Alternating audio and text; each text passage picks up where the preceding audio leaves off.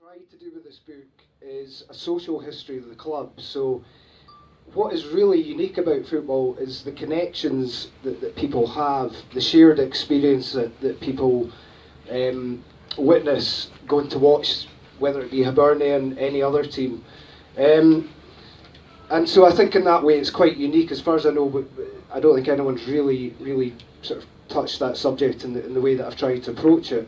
So essentially the book is a combination of kind of celebrity fans. So I've got people like Irvine Welsh, the Proclaimers, Dick Gaughan's in the book, and Alistair Finlay, if he's here today, I'm not sure. And then of course, basically just kind of normal fans as well. And what I was really interested in doing was to see what kind of connection people, where those family connections, what they remember about going along to watch the club, even as a 5 or 6 year old. The club itself, for those of you who are not football fans, actually originated from the Cowgate area of Edinburgh, which in the 1800s was known as Little Ireland, which comprised of they reckon about 5 or 6 immigrants from Ireland, 5 or 6,000 immigrants from Ireland, and about 1,000 immigrants as well from the Highlands. And it was said that you wouldn't be able to hear English being spoken if you walked down there in those days. So the club has a really interesting history in terms of it was really a representation for these communities who were really heavily discriminated against at the time. And so Hibs really did serve an important social function, and still do today, I believe.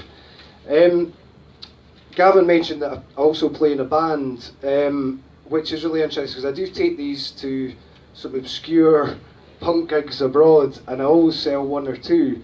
And it's amazing how many friends I've made through this as well. And I think that's something that a lot of people underestimate about football, is kind of the power of friendship and the connections that people really have to it. I'll read you a couple of...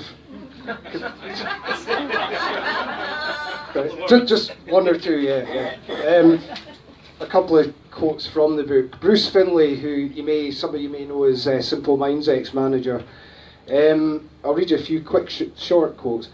One reason Hibs are the best team in the world is because we also take on rebels, down and outs, weirdos and nutcases. I think that sums that one up quite well.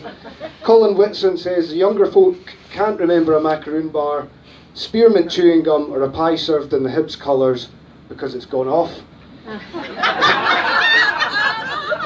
Dougray Scott says, I have a huge belief in them, misguided as it may be at times, but that will never leave me no matter where I am in the world. Gordon Rowe, I think, sums it up, Leith's Labour councillor, sums it up really well when he says, football takes you away from everything else. No matter what else is going on in your life, you forget about it.